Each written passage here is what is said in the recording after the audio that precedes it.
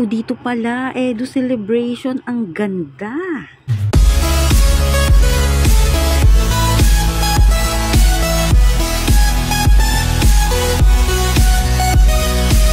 Ang ganda at ang lawak ng pool party sa birthday nga po ni Kalingap Edu.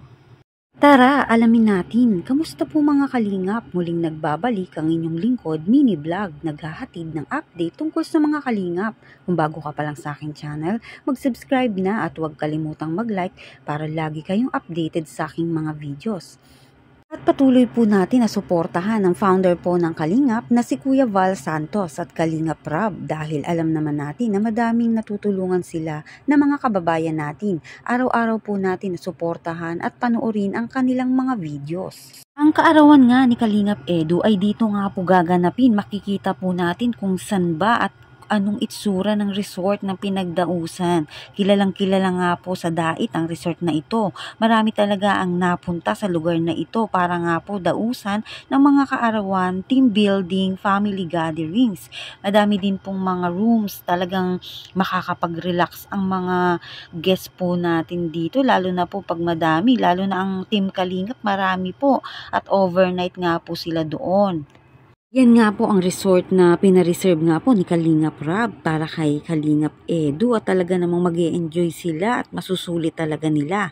Malamang nito madaming magbibigay dito kay Kalingap Edu ng mga gifts. At syempre alam naman natin, basta may special occasion ay di po nawawala ang games, lalo na ang foods sa mga okasyon gaya po nito. Dito naman po tayo sa nalalapit na pag-alis nga po ng EDSI papuntang Hong Kong. Ayos na ang requirements ni Beyonce at talaga namang inaantay na lang ang araw nga po ng kanilang paglipad. Ngunit bago po yun ay ang bahay nga nila Beyonce. Inaabangan na natin bago nga po tumungo ng Hong Kong sila Kalingap Rab ay isasagawa nga po ang ribbon cutting ng pabahay kina Beyonce. Saka sila tutungo sa Hong Kong at pagkatapos naman po nun ang kanilang balik Pinas.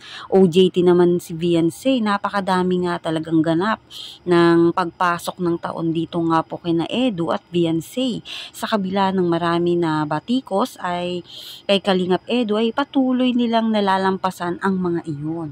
At alam natin na maraming naging aberya nga po at muntikan nang hindi makasama itong si Beyonce papuntang Hong Kong dahil nga po alam naman natin na kailangan pang magpaalam si Beyonce sa kanyang guro at ang mga requirements nito.